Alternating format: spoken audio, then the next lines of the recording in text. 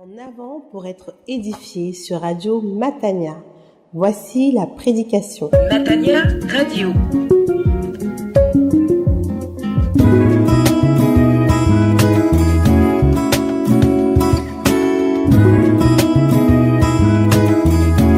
Auditeurs de Radio Matania, c'est le moment de la prédication et celle que je vous propose est une prédication du pasteur Claude Missiti-Bazi qui a pour titre une phrase « Si tu savais le don de Dieu ». Si tu savais le don de Dieu.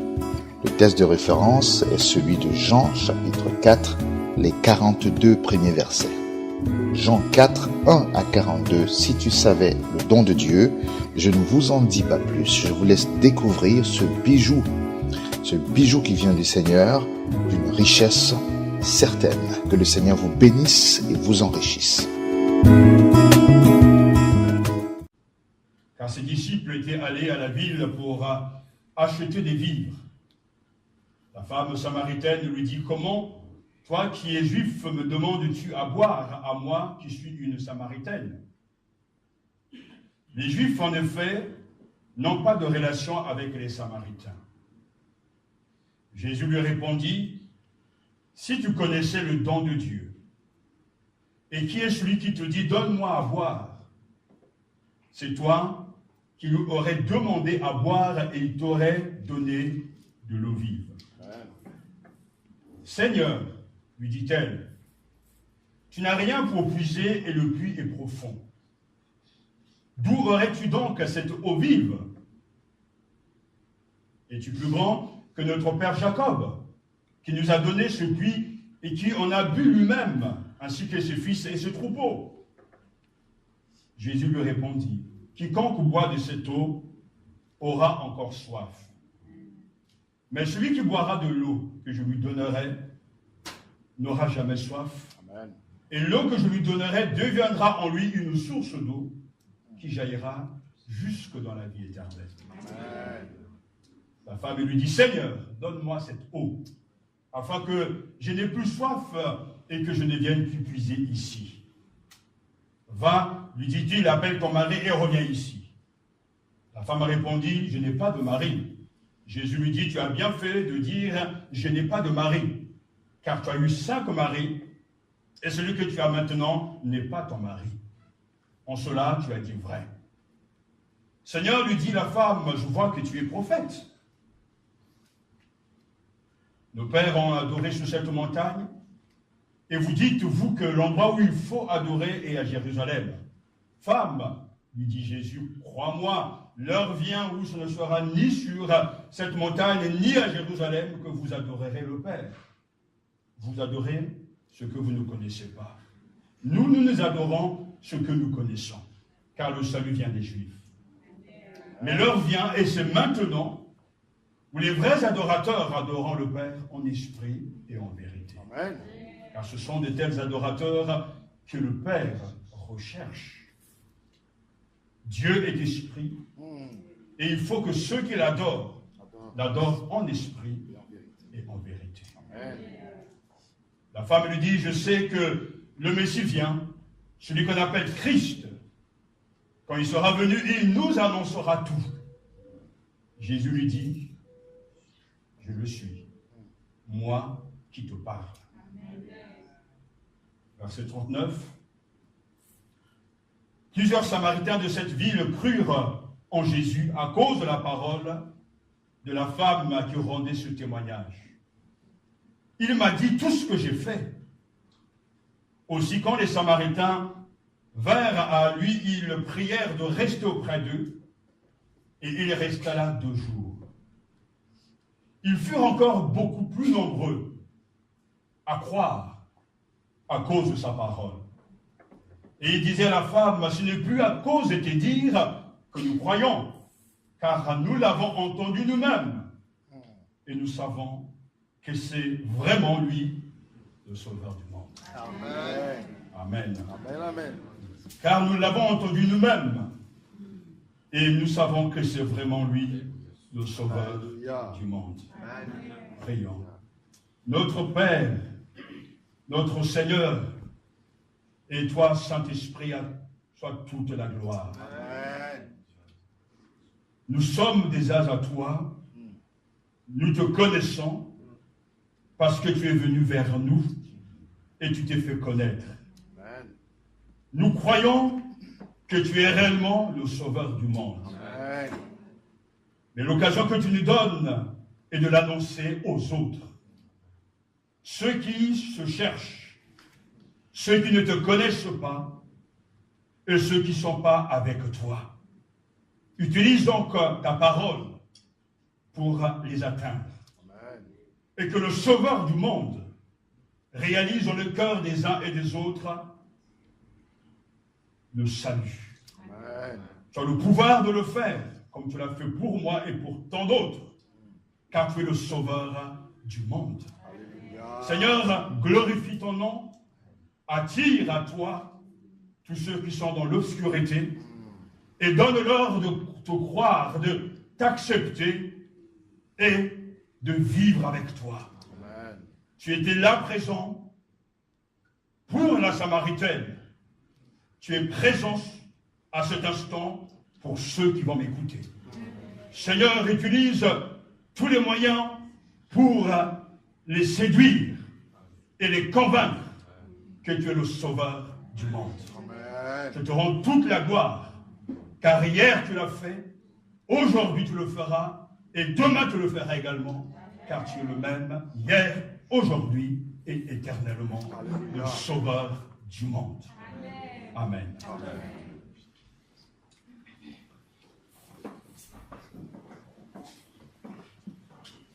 À quoi sert l'évangile de Jean? La réponse est simple. À croire que Jésus est le Fils de Dieu. C'est l'évangile. Et dont le narrateur et l'évangéliste lui-même lui donne la clé de lecture. Car le dernier chapitre, en fait le chapitre 20, versets 30 à 31, l'évangéliste écrit, Jésus a fait encore en présence de ses disciples beaucoup d'autres miracles qui ne sont pas écrits dans ce livre, mais ceci est écrit afin que vous croyiez que Jésus est le Christ, le Fils de Dieu, et qu'en croyant, vous ayez la vie en son nom. Donc, l'évangéliste a sélectionné des signes, d'où la nécessité de croire que Jésus est le Christ, le Fils de Dieu, avec pour promesse, la promesse de la vie éternelle, ici et maintenant et dans le futur. Et dans ce récit, l'évangéliste va nous parler de ce sauveur, le sauveur du monde, de ce Jésus qui se révéla à une femme étrangère, une Samaritaine. Il va se révéler à cette étrangère comme étant le Messie, le Sauveur, celui que Dieu a envoyé pour sauver l'humanité. Jésus est le Messie promis, le Sauveur du monde. Sachant cela, nous annonçons donc aussi la bonne nouvelle, car Jésus est celui qui attire à lui tous ceux qui sont prédestinés au salut. Et dans ce magnifique chapitre, l'évangéliste nous donne de comprendre la manière, la façon que Jésus attire à lui cette pécheresse. Rappelez-vous que dans tous les évangiles, Jésus occupe la place centrale du début jusqu'à la fin. Il est le personnage autour de qui l'intrigue est construite. Jésus est au cœur de la foi. Jésus est au cœur du salut. C'est lui, en fait, le Sauveur. C'est lui qui est l'objet de notre confiance. Et c'est lui qui se révèle dans cet évangile. D'abord, au chapitre 1, ce magnifique chapitre où l'évangéliste nous donne des titres tous liés à Jésus-Christ comme étant le Logos, Dieu, vie et lumière, Fils unique, Fils de Dieu, Messie, Roi d'Israël, Fils de l'homme. Le chapitre 1 est chargé de ces titres parce que Jésus est au cœur de l'évangile. Il est lui-même l'évangile, la bonne nouvelle. Jésus, le personnage central de l'évangile, celui dont nous connaissons l'histoire depuis le commencement jusqu'à la fin. Nous savons d'où il vient, nous savons aussi où il va. C'est pour ça qu'il est écrit « Je suis sorti du Père, de près du Père, et venu dans le monde, à présent, je quitte le monde et je vais vers le Père. » Jean chapitre 16, verset 28. Nous connaissons aussi la raison de sa venue. Je suis né et je ne suis venu dans le monde que pour rendre témoignage à la vérité. Quiconque est de la vérité, écoute ma voix. Chapitre 18, verset 37. Donc, Jésus, on le connaît. L'évangéliste parle de lui. Mais nous ne savons rien concernant cette Samaritaine. On ne connaît pas son nom. Mais cette rencontre avec Jésus est une rencontre féconde. Une rencontre remarquable. À midi, il y a une surprise. Cette pécheresse sera transformée, car le Christ s'intéresse à elle. Et parmi justement les évangélistes, seuls Luc et Jean portent un intérêt aux Samaritains. Parmi les 10 lépreux guéris, un seul revient rendre grâce, c'était aussi un Samaritain. Luc chapitre 17. C'est un Samaritain, et non le Lévite ou le prêtre qui manifeste de la compassion pour le blessé au bord du chemin. Luc chapitre 10. Et là, il est question d'une Samaritaine. Mais il est toujours important de remettre les choses dans son contexte. Car cet épisode, cette rencontre, comme je viens de le dire, féconde, fait suite à des échecs. Jésus a eu des échecs. Jésus a échoué. Le chapitre 2 nous montre que lorsqu'il viendra changer et vider le temple, il y a là des gens qui ne croiront même pas en lui.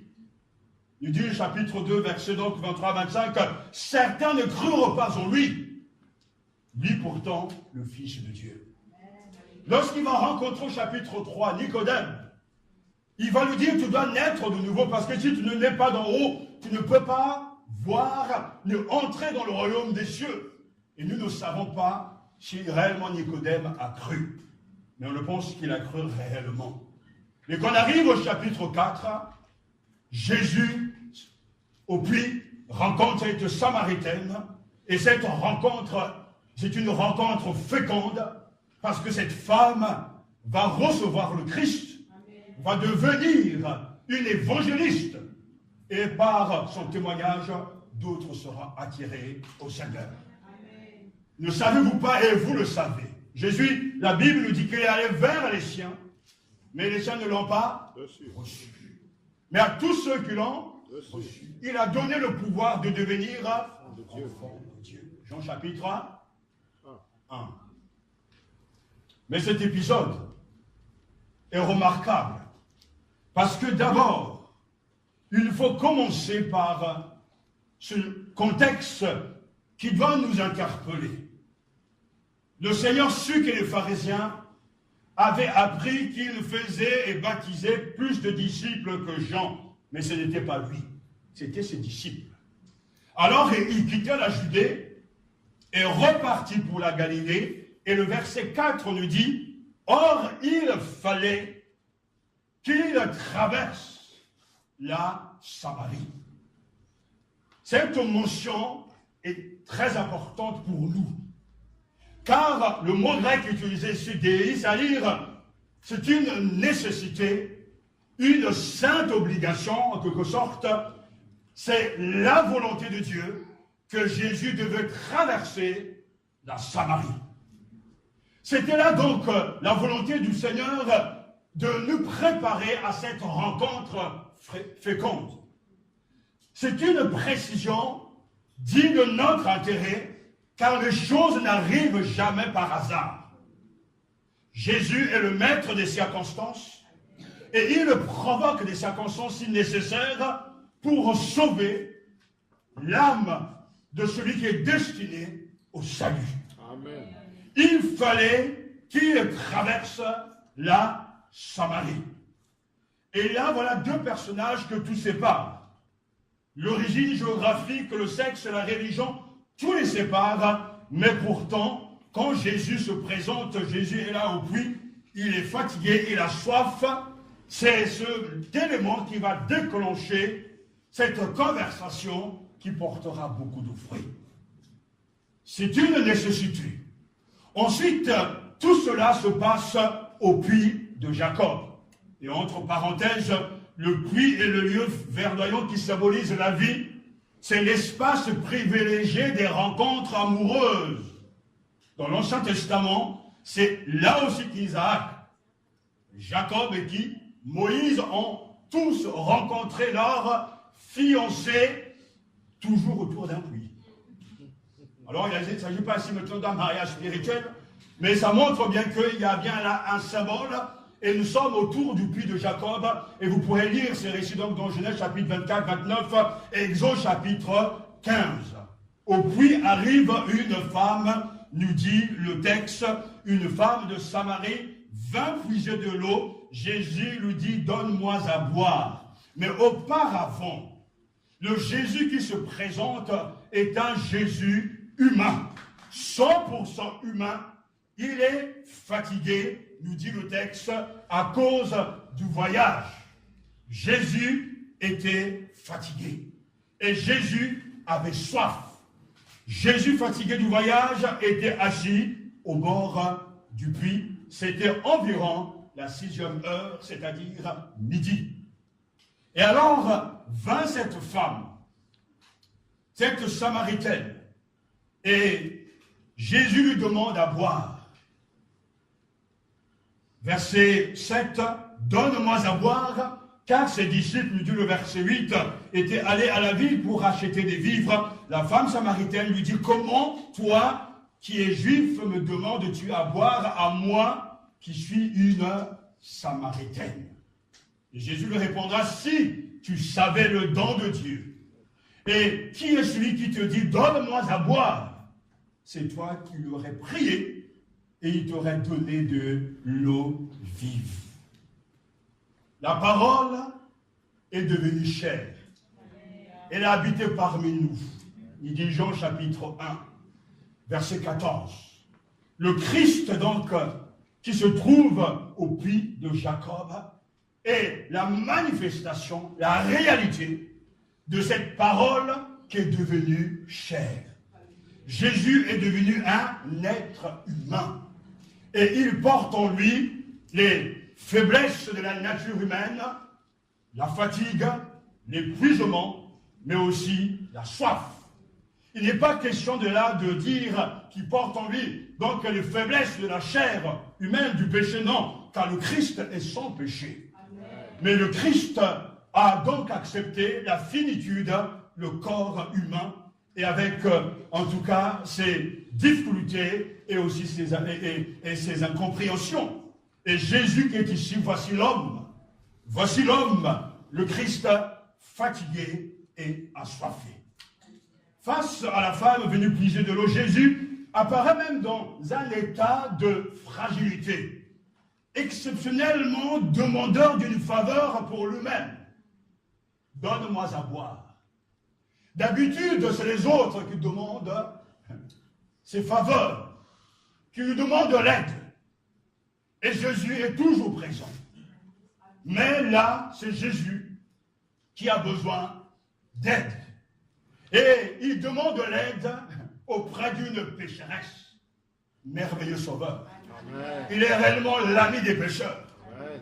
Mais il fallait qu'il passe par là pour manifester son amour et révéler son grand amour. C'est lui qui demande donc à cette femme, donne-moi à boire. Et là, on voit tout de suite la première résistance de la femme. Comment, toi, un juif, oses-tu me demander à boire à moi, une Samaritaine? Cela déjà montre qu'il y avait eu beaucoup de tensions entre les Juifs et les Samaritains. Ne s'entendaient pas. Les Samaritains étaient dans la religion, dans le syncrétisme, dans le mélange, et on ne les respectait pas. Les Juifs pensaient et les regardaient comme des gens inférieurs. Mais Jésus, lui, il n'est pas du tout dans cette mentalité. Jésus, lui, il est le sauveur du monde. Amen. Encore, c'est un scandale. Lui, le rabbi, le maître, qui parle à une femme. Ce n'est pas possible, ça ne doit pas se faire. Quand un rabbin devait donc s'entretenir avec une femme, il devait donc l'inviter à un endroit bien précis, qu'en fait, en dehors de ce que les hommes peuvent dire et faire, ça ne veut pas dire qu'il y avait des choses louches qui se passaient, non, c'est par respect simplement par rapport à son statut. Mais Jésus, lui, le rabbi par excellence, lui, il ne s'embête pas des conventions. Il est venu en tant que sauveur du monde, briser les barrières. Et ces barrières, il va totalement les renverser. Ce n'est pas tout. Elle vient puiser de l'eau à midi. De manière globale, d'un point de vue culturel, ce n'était pas normal. Car les femmes, en ce temps-là, venaient très tôt au puits pour puiser de l'eau, afin donc de pouvoir vaquer à leurs préoccupations et de gérer tout ce qui concerne la maison. Mais cette femme vient à midi. Pourquoi? Parce que cette femme n'est pas bien. Cette femme est rejetée. Cette femme est jugée. Et on le verra beaucoup plus loin que cette femme est une croqueuse d'hommes. Donc elle ne peut pas faire partie de la tribu, de la communauté. Elle est exclue déjà à cause de son comportement. Mais Jésus s'intéresse à elle. Amen. Et en adressant la parole à cette femme, Jésus franchit par conséquent, de façon délibérée pratiquement, toutes les grandes barrières que les êtres humains sont susceptibles d'ériger entre eux, raciales, culturelles, sexuelles et morales. Jésus vient rendre tout cela et Jésus s'adresse à cette femme. Si tu savais qui je suis, c'est à moi que tu demanderais de l'eau vive. Et si tu bois de ce eau-là, tu n'auras plus jamais soif. Mais de quoi peut-il bien parler? Très surprise. Elle ne comprend pas. Et nous avons là le clin d'œil de l'évangéliste. Jean aime bien les malentendus. Jésus parle de l'eau vive sur le plan spirituel. La femme continue à interpréter cette parole selon le point de vue visible, c'est qu'elle voit, c'est-à-dire l'eau du puits. Et ce malentendu est voulu, car l'évangéliste utilise à maintes reprises le malentendu pour amener les âmes à la réflexion. Mais le malentendu est là aussi pour nous montrer que ceux qui arrivent à comprendre et à connaître le Christ, c'est ceux qui font partie de son peuple de la bergerie. Car les autres sont exclus parce qu'ils ne comprennent rien à ce que Jésus est en train de dire. Mais pourtant, Jésus, en utilisant ce malentendu, l'évangéliste va adresser à la Samaritaine, mais aussi à vous, à nous ce matin, à ceux qui m'écoutent, un message puissant et très fort. Si tu connaissais le don de Dieu, et qui est celui qui te dit « Donne-moi à boire », c'est toi qui lui aurais demandé à boire et il t'aurait donné de l'eau vive. « Seigneur, lui dit-elle, voyez bien, ça commence déjà. Auparavant, lorsque cette femme s'adresse au Seigneur, il dit « Mais toi qui es juif », mais tout d'un coup les choses changent elle s'adresse au Seigneur avec ce titre incroyable. Seigneur, dit-il, tu n'as rien pour puiser, et le puits est profond. D'où aurais-tu donc cette eau vive? Es-tu plus grand que notre père Jacob, qui nous a donné ce puits et qui en a bu lui-même, ainsi que ses fils et ses troupeaux? Ceux qui savent l'importance, ceux qui vivent dans des pays arides, ou un climat aride en tout cas, connaissent la valeur d'une eau fraîche. L'eau que Jésus va donner, c'est une eau vive. C'est une fontaine vivante. Et c'est important de comprendre ce qu'il est en train de nous dire encore ce matin. Que dit Jésus à cet exclu? J'ai pour toi quelque chose qui est aussi fondamental et nécessaire sur le plan spirituel que l'eau sur le plan physique. Nous avons besoin d'eau pour vivre. Et notre corps est composé de beaucoup d'eau. Mais Jésus nous dit, nous avons besoin d'une eau vivante pour vivre et entrer dans la vie éternelle. On peut se passer d'un bout de pain, de la viande, mais à un moment donné, on a besoin d'eau. L'eau est une nécessité. Et Jésus utilise cette métaphore, la métaphore de l'eau vive. C'est encore un message extraordinaire. C'est ce qu'il va offrir à cette étrangère. Et ce qu'il dit nous interpelle ce matin. Si tu la reçois, mon eau va devenir en toi une source qui jaillira jusque dans la vie éternelle. Si tu la reçois, mon eau va devenir en toi une source qui jaillira jusque dans la vie éternelle. C'est-à-dire, c'est une satisfaction profonde de l'âme. Une satisfaction et un contentement incroyable. Et il précise, cette fontaine au-dedans de toi jaillira jusqu'à la vie éternelle. Écoutez-moi attentivement. Il ne parle pas ici d'un élément extérieur. Non. Il parle d'un élément intérieur. C'est-à-dire, si ton bonheur dépend des choses extérieures, si tu es heureux parce que tu as une situation, si tu es heureux parce que tu as des biens, si tu es heureux parce que tu as de l'argent, si tu es heureux parce que tu as ceci ou cela, sache-le que tu ne seras jamais satisfait. Posez la question à quelqu'un, qu'est-ce qui pourrait vous rendre heureux? Et à chaque fois, la réponse est toujours extérieure. Je serai heureux si je ceci. Je serai heureux si on me donne ça.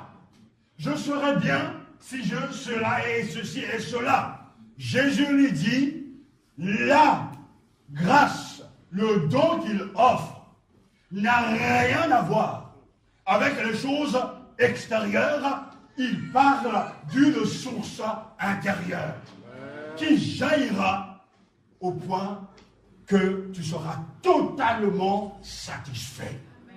Cet élément est important parce que cette femme, une viveuse, va être dans cette réalité, elle qui a goûté la vie, va maintenant goûter à la source de vivre, mais intérieure.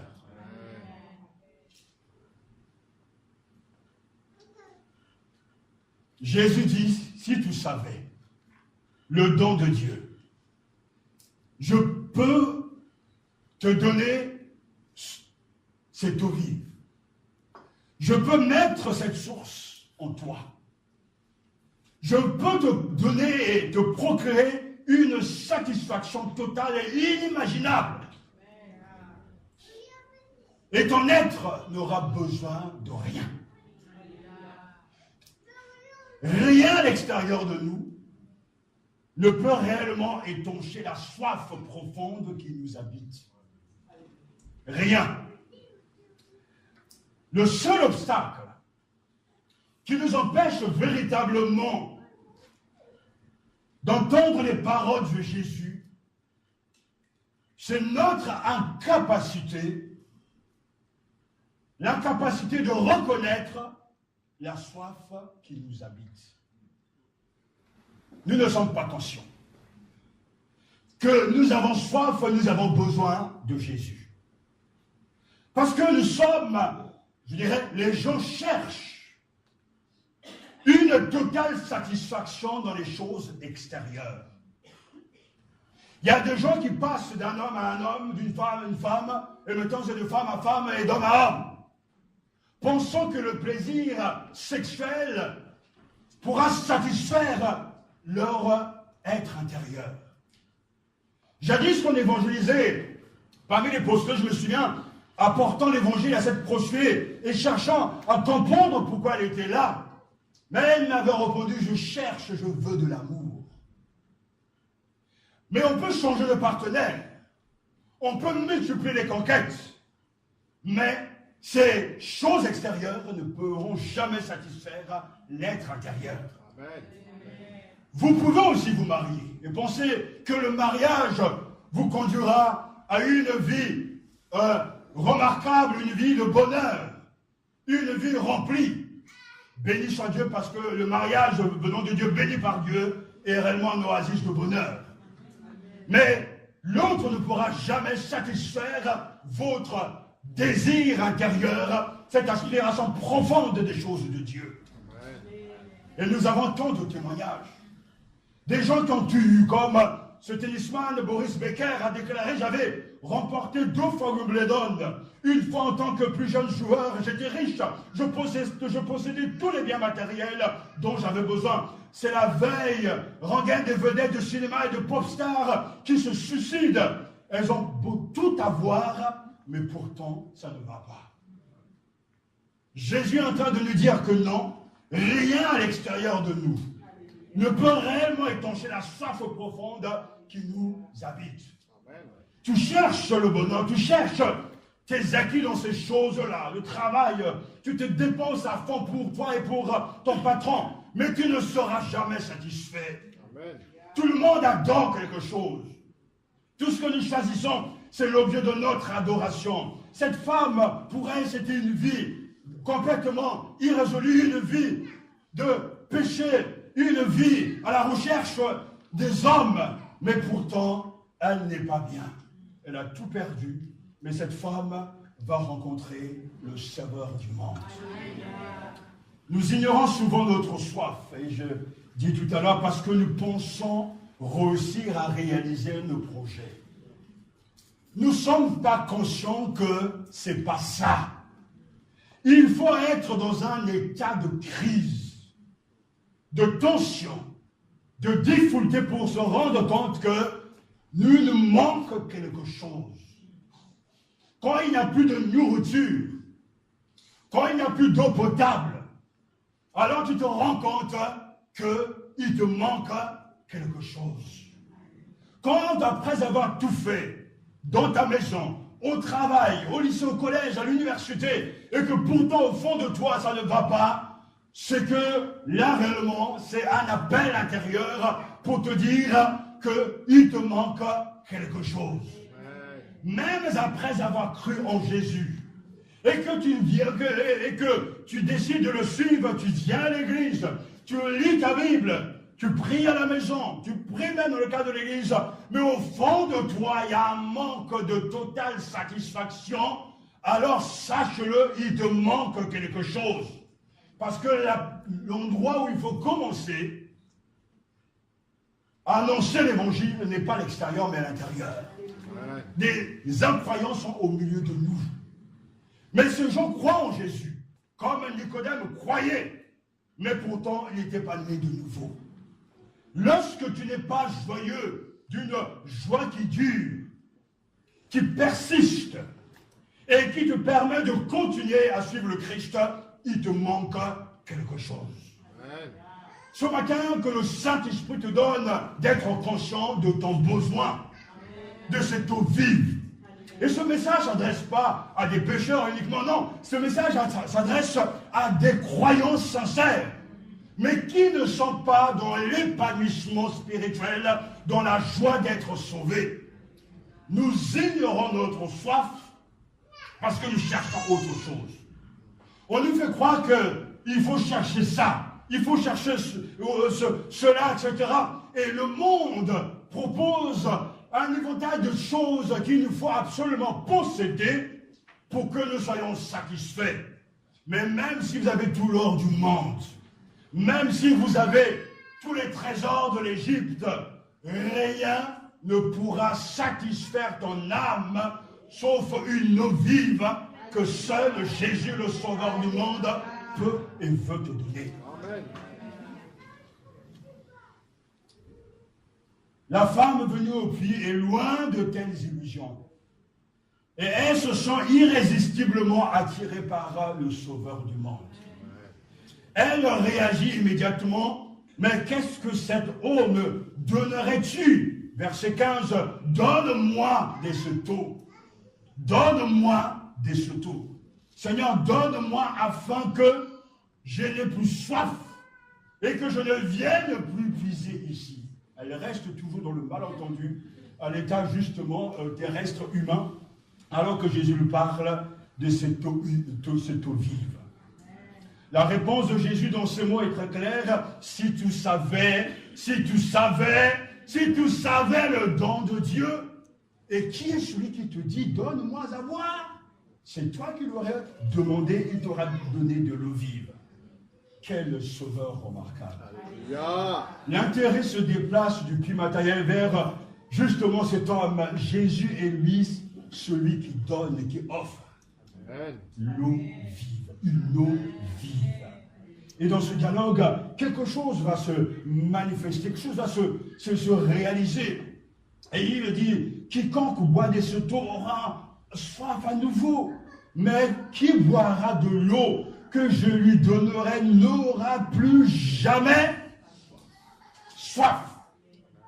Incroyable, est-ce que tout le monde entend ça? Dites-moi, est-ce que Jésus ment?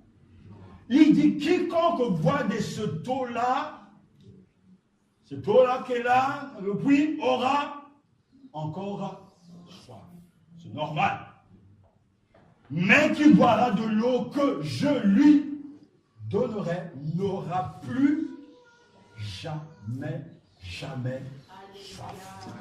L'eau que je lui donnerai deviendra en lui une source d'eau jaillissant en vie éternelle.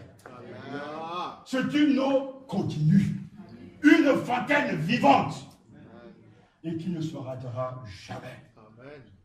Et la femme déstabilisée, à la différence de Nicodème, accepte de se laisser entraîner par cet homme. Son regard sur lui s'est modifié comme le montre le changement d'appellation. Il était d'abord le juif, verset 9, il devient seigneur. Et le verset 11, il dit, mais d'où la tiens-tu? Mais d'où la tiens-tu? Est-ce que tu es plus grand que notre père Jacob? Notre patriarche, mais elle est intriguée, mais qu'est-ce que cet homme a dit de spécial? Mais d'où viendra cette eau vive?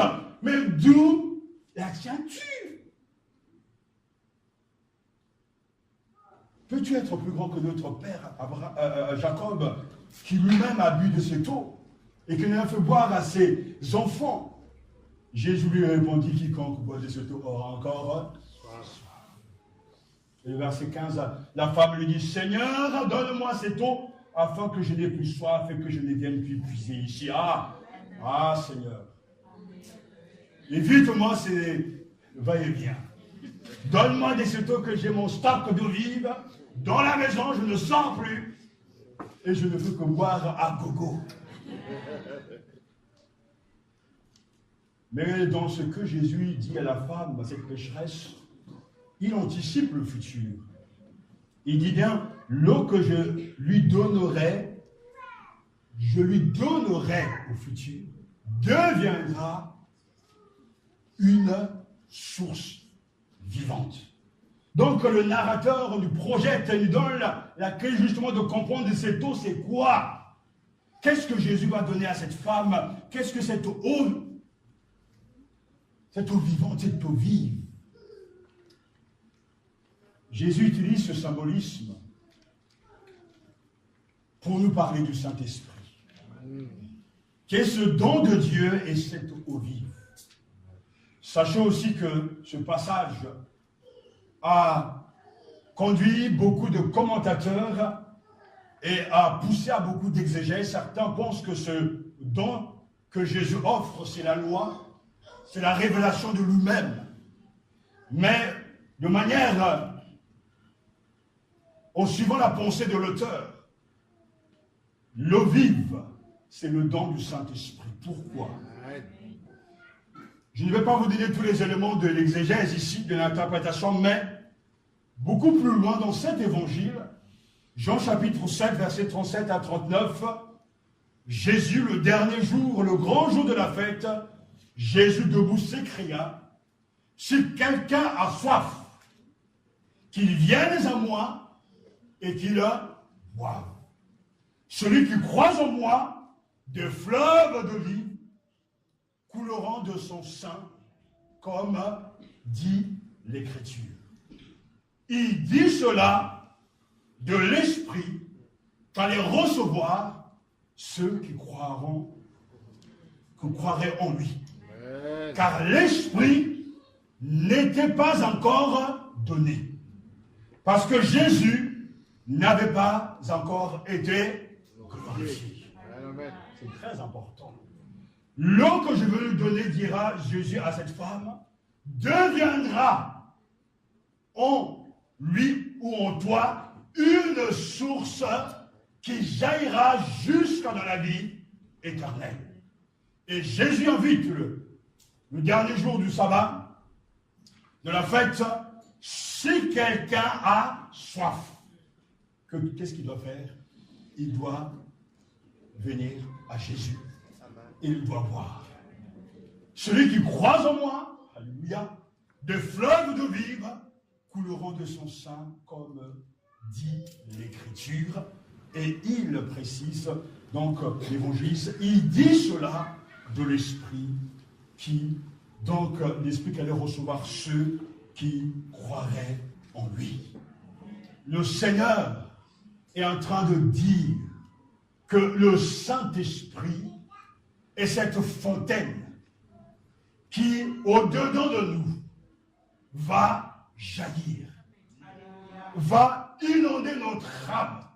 Et une fois de plus, notre foi viendra toujours de l'intérieur. Cette eau vive sortira, jaillira de l'intérieur à l'extérieur. Ce qui veut dire, au quotidien, celui qui a reçu le Christ comme son Seigneur et son Sauveur, et celui qui croit que Jésus est le Fils de Dieu, reçoit le don du Saint-Esprit. Et celui qui reçoit le don du Saint-Esprit, reçoit le Père, reçoit le Fils. Il est habité par Dieu. Et au-dedans de lui, son âme est comblée. Il n'aura pas besoin d'aller chercher ailleurs pour être satisfait, car au-dedans de lui, cette source satisfait profondément son âme. Il aura à lutter et à combattre contre les forces du mal, à être tenté, éprouvé, mais l'eau vive va jaillir. Il passera par des moments de tristesse, mais l'eau vive va jaillir. Il passera par des moments de doute, mais l'eau vive va jaillir. Il sera attaqué par le diable, mais l'eau vive va jaillir. Et il tiendra ferme, parce que sa force découle de la source intérieure, de l'habitation du Saint-Esprit dans son cœur. Et ce Saint-Esprit va glorifier le Christ. Et c'est là quelque chose de magnifique. Quand aujourd'hui on parle de renouveau, il nous faut comprendre le besoin de recevoir le don de l'Esprit, l'eau vive, au-dedans du cœur de l'homme. C'est là que l'âme sera comblée. Nous serons tellement satisfaits que l'âme cherchera à gagner Christ et ne sera plus amoureux cherchant les choses d'ici-bas. Comment délivrer ceux qui sont devenus les esclaves du système mondain, diabolique, terrestre?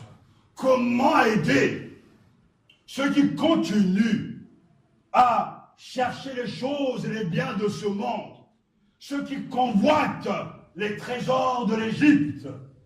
Comment les aider? Il faut prier pour ces gens-là. Mais il faut demander que le Christ qui offre le vide leur donne le don de l'esprit pour qu'ils soient totalement satisfaits. Et quand on est satisfait, quand on est rassasié, on n'aura pas envie d'aller manger ailleurs. Amen. Quand on a bu suffisamment et qu'on est désaltéré, on n'a pas besoin d'aller ailleurs. Et vous le verrez bien, quand vous prenez des boissons sucrées, quand vous avez soif, vous pourrez en prendre autant que vous voulez. Des limonades, on peut en finir. Mais la soif sera toujours là. Parce que la meilleure des boissons, c'est celle que Dieu a préparée pour l'homme, c'est l'eau. Et l'eau a la capacité d'étancher notre soif. Ça dépend aussi des eaux. Parce qu'il y a des eaux avec pas mal de minéraux, ça va, c'est pas trop ça. Ça me donne encore plus envie. Mais l'eau satisfait notre âme. Et je suis en train de lui dire oui. Quand tu es rempli, il n'y a plus d'espace. Il n'y a plus de trou. Et tu n'iras pas ailleurs. Comment expliquer justement ces allers-retours? Comment expliquer, une fois je m'adresse au Seigneur, mais comment aider ces gens à rester stables dans la foi? À poursuivre leur marche avec toi? Comment comprendre et expliquer leur totale insatisfaction? Ils ne sont pas réguliers, ils ne sont pas stables. Et à chaque fois, j'ai l'impression que leur réponse me revient toujours à « Ils ne sont pas encore avec moi, au-dedans, je ne suis pas là. » Car quand Christ est le premier, alors que tu as faim, il te donne à manger. Mais comment iras-tu manger à la table de Satan? Ce n'est pas possible. Toute une question de satisfaction, de rassasiement, donc c'est-à-dire être rassasié. Et Jésus promet, celui qui boira de ce eau-là n'aura plus jamais soif. Suivez-le dans vos Bibles. Jamais plus il n'aura soif. Il sera comblé. Donc, soit réellement le Saint-Esprit, l'eau que Jésus nous donne, nous comble totalement, à 100%, soit Jésus ment, soit c'est vous qui mentez, mais quelque part, quelque chose ne va pas. Et tout à l'heure, je viens de le dire. Le fait d'être satisfait n'enlève pas les épreuves. Le fait d'être satisfait n'enlève pas les difficultés. Mais Jésus précise très clairement que ce qu'il donne n'a rien à voir avec l'extérieur, mais avec quelque chose de l'intérieur à l'intérieur. C'est ce qui se passe, c'est-à-dire que comblé au-dedans de toi, tu peux faire face à tes difficultés extérieures. Comblé au-dedans de toi, tu peux marcher avec assurance, avec stabilité. Et moi, je crois que le croyant rempli de l'Esprit qui a reçu l'eau vive, le don du Seigneur Jésus, sera un croyant solide, un croyant stable, un croyant qui va aimer les choses de Dieu, un croyant qui sera intérieurement satisfait. Et à un moment donné, on le verra bien, ça se saura toujours.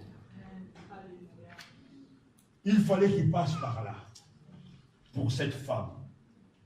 Cher ami, il passe ici par là pour toi.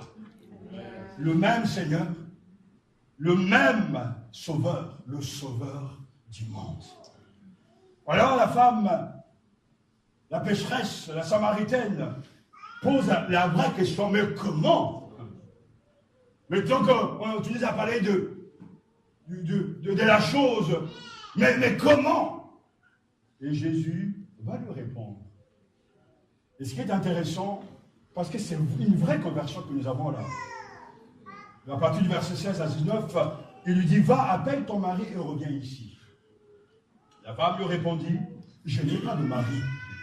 Jésus lui dit, mais tu as bien fait de dire, je n'ai pas de mari, car tu as eu 5 maris, et celui que tu as maintenant n'est pas ton mari, en cela tu dis vrai. C'est remarquable parce que quand Jésus dit à quelqu'un, tu dis la vérité, alors là, c'est une bénédiction. Parce que s'il y a quelqu'un qui connaît les menteurs, c'est bien lui. Mais en cela, tu dis vrai. Et là, nous avons là le signe vraiment d'un vrai renouveau. Parce que cette femme est auprès de Jésus. Cette femme entend les paroles de vie. Cette femme, on lui propose l'eau vive. Et cette femme reconnaît son état et son besoin de salut. Et elle veut recevoir ce don. Mais Jésus lui commence par lui attirer son attention sur ce qu'elle est réellement.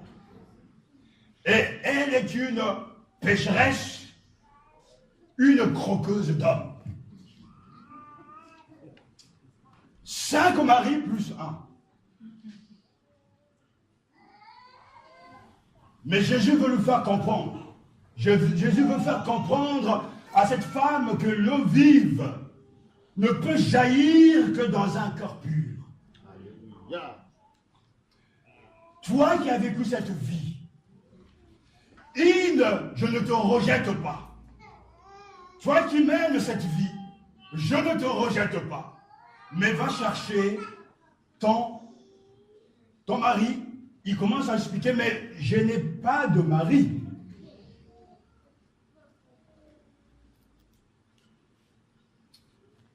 Et Jésus dit, en cela tu as dit vrai. Et tout d'un coup ça change encore. Seigneur, lui dit la femme, je vois que tu es un prophète. Écoutez-moi bien. Au début, tu commences par le fait de l'appeler juif. Après, c'est carrément Seigneur, verset 11. Et verset 12, es-tu plus grand que notre père Jacob? D'où aurais-tu donc cette eau? Verset 11, cette eau vive. Et verset donc 19, Seigneur, lui dit la femme, je vois que tu es un prophète. Le prophète, le nabi, le prophétesse, grec hébreu, c'est le porte-parole de Dieu. C'est l'envoyé de Dieu. Le prophète visionnaire, c'est celui qui voit les choses spirituelles. Et nous avons les écrits des prophètes, mais nous avons aussi le don de révélation de sagesse. Celui qui a ces dons donc, et le don des discernements des esprits, pénètre le monde spirituel, est capable de voir les choses cachées. Jésus sait ce qu'il y a dans le cœur de cette femme. Jésus connaît le parcours de cette femme. Jésus sonde les cœurs. Et cette femme ne se cache pas. Elle ne fait pas semblant. Parce que le véritable renouveau commence lorsqu'on est transparent. Amen. Le renouveau commence lorsqu'on est transparent. Et cette femme reconnaît, dit, mais je vois que tu es un prophète. Aujourd'hui, le prédicateur est un prophète pour toi. Celui qui annonce la parole est en train d'apporter la révélation de Dieu. Nous n'avons pas besoin, bien sûr, on a toujours besoin, qu'un homme se lève au nom du Seigneur et il lui parle.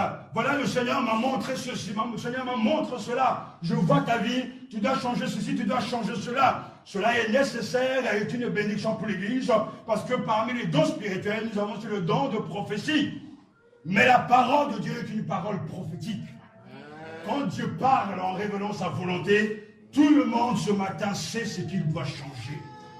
Tout le monde sait que le péché nous éloigne de Dieu. Tout le monde sait que le péché a pour salaire la mort. Et tout le monde doit savoir que pour être sauvé, il faut se repentir.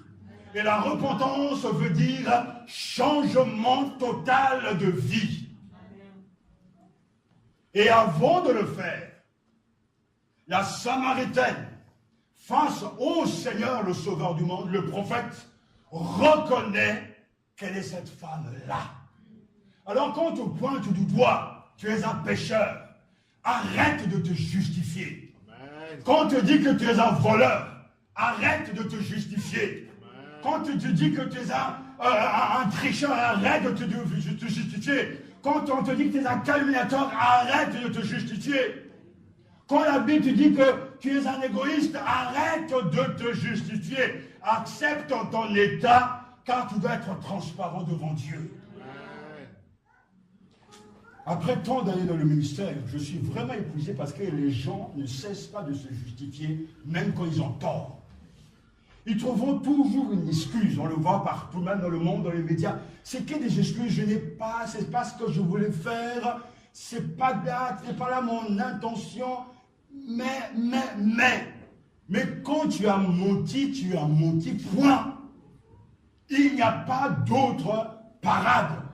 Sauf le fait d'accepter que je suis cet homme-là, que je suis cette femme-là. C'est ce que le prophète Nathan dira à David. Tu es cet homme-là. Et David ne s'est pas excusé, ne s'est pas justifié.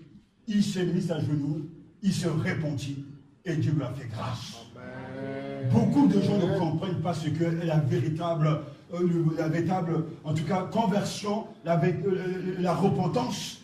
Parce qu'il continue à se justifier quand il s'agira simplement de reconnaître et de dire j'ai fait ce qui est mal. J'ai mal parlé, j'ai mal agi, je ne me suis pas comporté comme il se doit. Père, pardonne-moi. Pasteur, pardonne-moi. Mon frère, pardonne-moi. Ma soeur, pardonne-moi. Je n'ai pas d'excuses.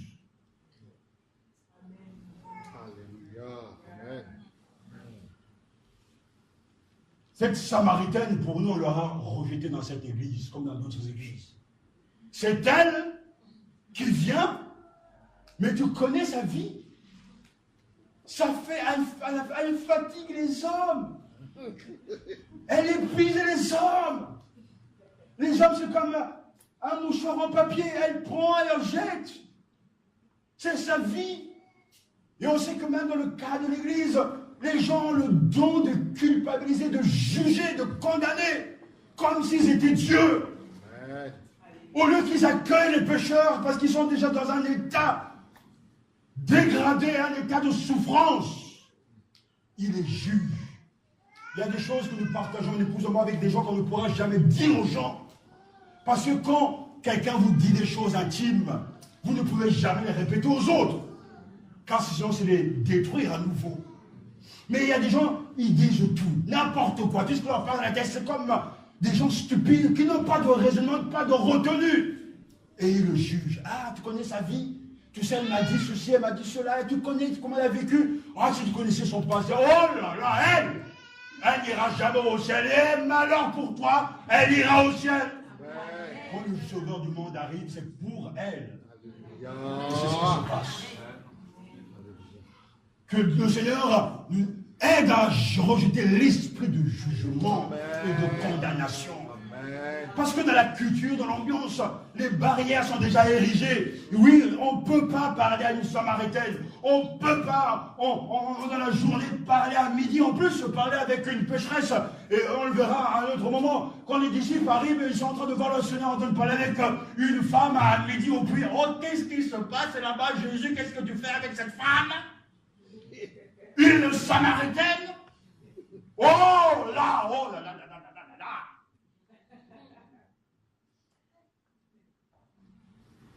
Mais Jésus n'a rien à faire des gens.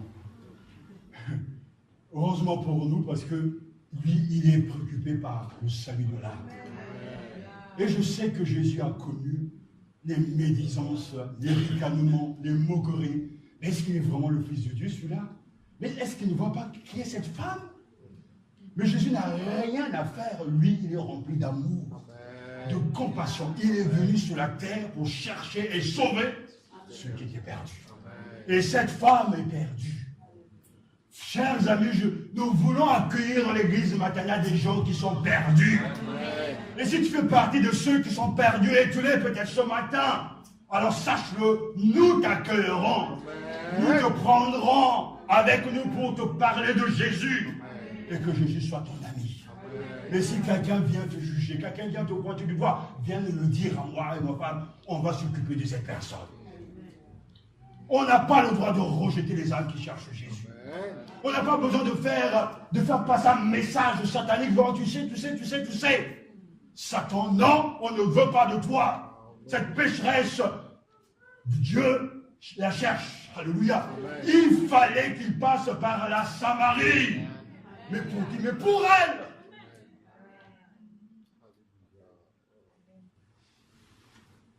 Que Dieu nous continue à donner la force de supporter et de ne pas supporter les casseurs d'ambiance, les casseurs d'église, les serviteurs de Satan, ceux qui découragent. On n'a pas besoin de vous, on a besoin de gagneurs d'âme. Va avec ton mari, quel courage. Jésus commence par sa vie intérieure, et ça c'est le signe du renouveau, une transparence totale. Il y a des gens qui cachent tellement des choses, il y a des femmes qui cachent tellement des choses, oh qu'elles sont sournoises. Des hommes, on ne les connaît pas, des vrais serpents dans la nuit. Dieu sait de quoi je parle, incroyable. Seul l'Esprit de Dieu pourra vous permettre de les discerner, de savoir qui ils sont réellement. Dans l'ombre, ils sont en train de détruire. Ils sont en train de jeter leur toile. Et j'ai vu même qu'il y a des gens qui ont une telle parole satanique. Lorsque ces gens vous parlent, ils vous gagnent à vie. Parce que ces paroles travaillent au-dedans. Mais ces paroles, on oublie que Paul le dit ici, sur une petite parenthèse, quand Satan vient, il lance des traits enflammés. Et si tu ne lèves pas le bouclier de la foi pour éteindre les traits enflammés du malin, cette flèche pénètre dans ton cœur. Et comme au bout, il y a cette capacité d'explosion, la flèche va exploser. On parle d'un mensonge, mais ça va devenir comme un éléphant. Et j'ai vu des gens qui ne dorment pas parce qu'ils ont entendu des choses qu'ils n'ont jamais vues.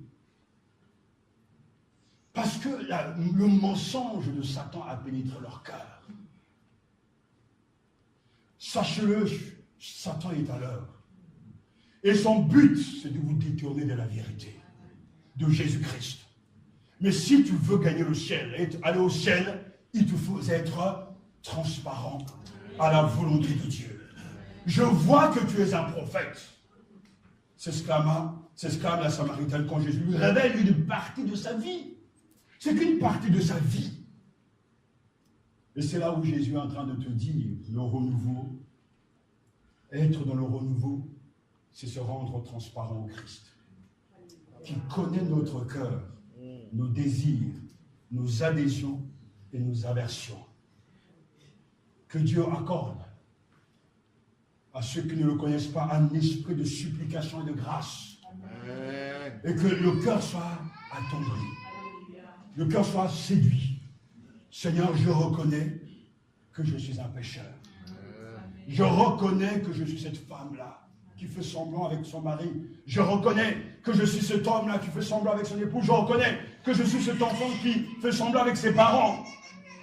Je reconnais que je suis ce fidèle qui fait semblant avec le couple pastoral. Seigneur, je veux être transparent. Amen. Tu n'aimes pas quelqu'un, tu n'aimes pas ceci, il faut que tu sois transparent. Tu dois être transparent à la volonté de Dieu. Et c'est ainsi que le Seigneur pourra te donner le temps de ce renouveau, parce que c'est là le premier pas vers le renouveau et la repentance. Être vrai. Être vrai. Être soi-même. Oh Seigneur, qu'il en soit ainsi. C'est le signe là. Quelque chose s'est passé. Et cette femme blessée, vraiment brisée, demandant de l'eau, va rencontrer le Sauveur miséricordieux et le Seigneur va la réparer. Le Seigneur va la restaurer. Parce que le Seigneur ne voit pas l'extérieur. Il ne regarde pas le passé, mais il voit la repentance. Il voit le changement de vie. Il voit la foi. Il voit le besoin. Il voit cet appel, cette demande. Donne-moi de cette eau. Et Jésus est là, le Sauveur du monde. Et c'est remarquable, elle va laisser sa cruche là. Et elle va devenir l'évangéliste. Non seulement, vous voyez, c'est quelque chose de remarquable parce que Jean chapitre 3 verset 16 nous dit « Car Dieu a tant aimé le monde qu'il a donné son Fils unique, afin que quiconque croit en lui ne périsse au point, mais qu'il ait la vie éternelle. » Dieu, venu en chair, Jean chapitre 3 verset 14, est devenu un homme, et cet homme, Jésus, rencontre une pécheresse, et dans le cœur de cet homme, Jésus, il y a l'amour de Dieu. Et quand on accepte cet amour-là, on n'a pas peur d'être soi-même. Quand on est amoureux, on est soi-même en réalité. On ne cache rien. On peut dire ses craintes sans être jugé, sans être condamné, parce que celui qui vous aime va vous aider. Il n'y a pas beaucoup de gens qui ont été amoureux ici apparemment. Parce que c'est l'amour. Parce que si vous n'arrivez pas à être vous-même avec vos proches, il y a un vrai problème là. Là, il y a vraiment un vrai problème. Mais il y a des cachotiers, vous le savez très bien, il y a des gens qui font semblant, etc. Non, quand on aime, il n'y a pas besoin de faire semblant. Regarde-moi comme je suis. Tu m'aimes comme je suis. Tu m'acceptes comme je suis. Ça ne veut pas dire autoriser tout. Il y a des gens qui vont dire, ouais, mais tu vois mes faiblesses, accepte-moi comme je suis. Et entre-temps, ils vont te voir de toutes les couleurs. Non, ce n'est pas de ça que l'on parle ici. Mais être capable de reconnaître ses faiblesses, je n'arrive pas à prier, aide-moi dans la prière. Je n'arrive pas vraiment à rentrer avec cette habitude, aide-moi dans la prière. L'amour aide son prochain, l'amour tend la main, et l'amour de Dieu en Jésus-Christ, c'est d'aller à la rencontre de ceux qu'on a rejetés. Et quand l'évangile va pénétrer dans le cœur de cette femme, parce que ça, c'est vraiment une rencontre féconde, c'est une surprise à midi. Qu'est-ce qu'elle va faire cette femme? Elle va partir au village. Elle va aller raconter aux autres ce qu'elle vient de vivre.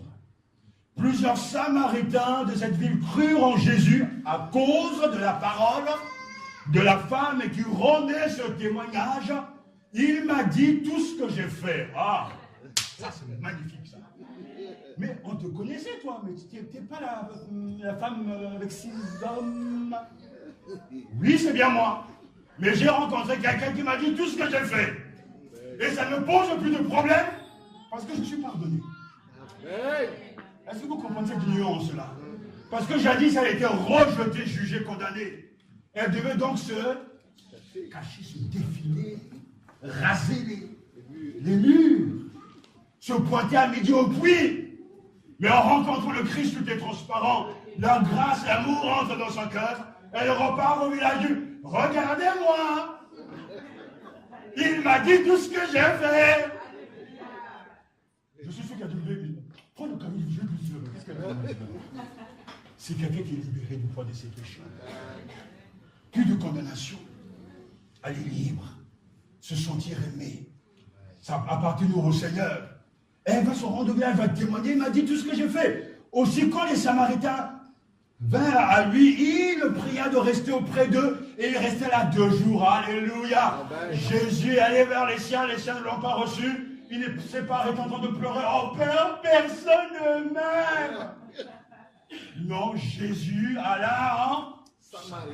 Et là, les gens ouvrent les bras, leur cœur. Et Jésus, comme ils se sont élevés, qu'est-ce qu'il fait? Ben, il reste là 2 jours. Tranquille, Jésus avec eux pendant 2 jours. Il parle, il fait des choses remarquables. Et tout ça à cause du témoignage de cette femme qui s'est convertie et qui n'a pas eu honte d'aller témoigner en son nom. Oh, ils furent encore beaucoup plus nombreux à croire à cause de sa parole. Pendant ces 2 jours, Jésus bien accueilli. C'est comme lorsque j'étais vraiment au Togo, j'ai tellement été bien accueilli que j'ai envie de retourner. Vous savez, quand vous êtes dans un endroit où vous aimez, vous avez envie d'être là. Quand j'étais en train de prêcher, je me souviens quand j'étais en train de prêcher avec des gens là-bas, alléluia, ils sautaient là-bas. Oh, dit, ouais, Seigneur, je veux donner là, je veux donner. Amen. C'est bien d'être aimé. Avoir Jésus pendant 2 jours. Alors qu'il allait de lieu en lieu, mais là il va rester 2 jours. Mais parce que les Samaritains, ces pécheurs que les Juifs ont rejetés, lui, il les aime. Il les désire. Il le veut. Et là, Jésus qui vient d'échouer avec Nicodème le juif, qui auparavant n'a pas été cru par les juifs, lors de noces Cana, ce Jésus, la Bible nous dit, et ça c'est remarquable, et il disait à la femme, parce que beaucoup ont cru à cause de sa parole, ce n'est plus à cause de tes dires que nous croyons, car nous l'avons entendu nous-mêmes. Et nous savons que c'est vraiment le sauveur du monde. Ah. Ça, c'est la maison de Dieu. La femme proclame, parle de Jésus, les autres ont cru. Jésus arrive. Mais il y en a encore beaucoup plus qui vont croire à cause de la parole de Dieu. Et ça, c'est le témoignage pour lequel l'évangile a été écrit. Pour que vous sachiez que Jésus est le Fils de Dieu. Et qu'en croyant, vous ayez la vie éternelle. C'est vraiment lui, le Sauveur du monde. Amen. Lorsqu'il y a ce renouveau, non seulement on accueille l'amour de Dieu, non seulement on est transparent vis-à-vis du Seigneur, mais on devient nous-mêmes des évangélistes. Amen. Elle est repartie dans son village pour apporter la bonne nouvelle. Oh, que le Seigneur soit béni. Et que ce renouveau soit une réalité pour toi. Et on le voit bien que ce Jésus est là, prêt à se révéler.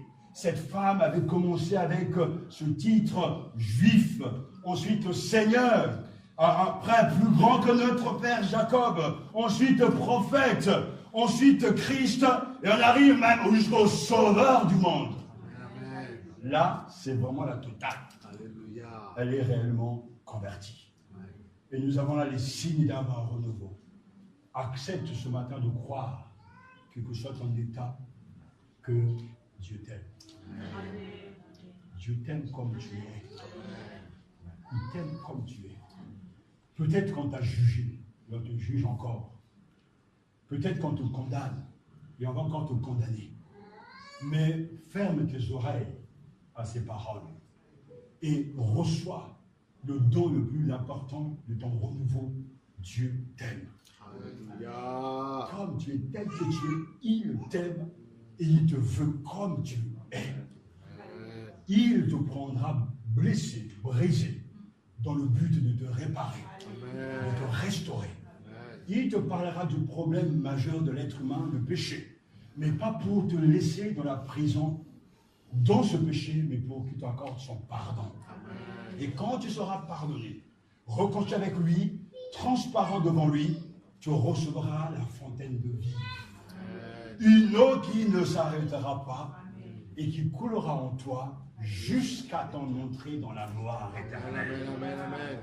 Ce qui veut dire ici et maintenant, si le don que Jésus donne, tu l'as reçu, tu as déjà la vie éternelle. Alléluia. Et tu n'as besoin de rien. Ce don est suffisant en tout et pour tout. N'est-il pas un sauveur merveilleux? Le sauveur du monde. Je vous invite à l'accepter, à le bénir, à l'adorer et à placer en lui votre totale confiance. Il ne te mettra jamais dehors. Il ne te rejettera jamais. Mon Seigneur est mon Dieu. Seigneur, me voici, parle-lui. Je suis transparent. Je ne veux pas faire semblant. Je ne peux pas continuer à faire semblant et à subir la vie chrétienne. Je veux ce renouveau. Je veux ce don. Donne-moi cette fontaine de vie. Comme cette Samaritaine, donne-moi cette eau pour que je n'ai plus soif. Amen.